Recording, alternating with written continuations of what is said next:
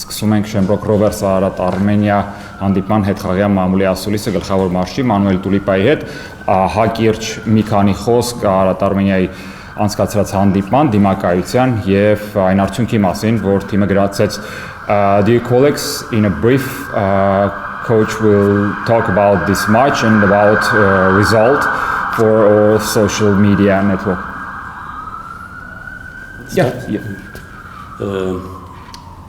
Boa tarde. Eu acho que foi jogo de duas partes diferentes, jogo muito bem conseguido pelo Rovers na primeira parte. I think it was a very different game on both halves.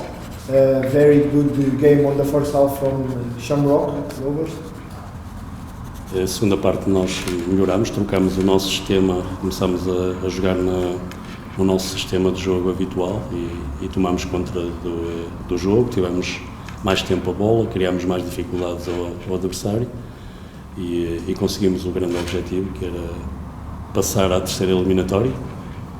On the second half we changed the system, we started controlling a little bit more the ball and the little tempos of the game, and we achieved the goal, and then it made us pass to our big objective, which was to the third round of the Champions League. É feito muito grande para o nosso clube. O nosso clube é clube que quer crescer, que quer ter dimensão na Europa. Este era o primeiro objetivo que traçamos, era conseguirmos o apuramento para a Conference League.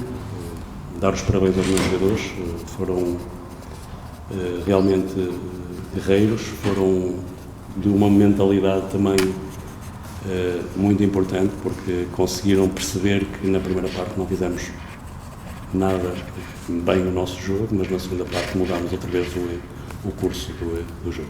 This was the big objective of the club.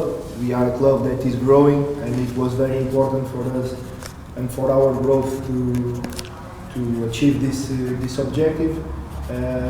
On the first half we weren't so good, and it was not our game, but we started improving then, and we made it to the end.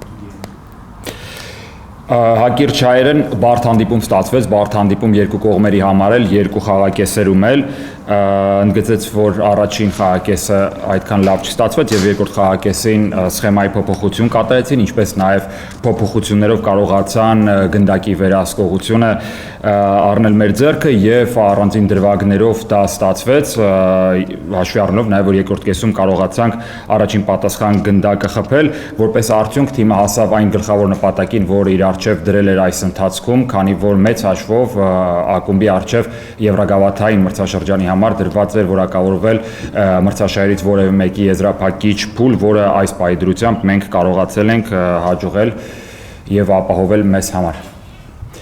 Dear colleagues, if you have questions, we can go with them. No? Thank you very much. Thank you very much.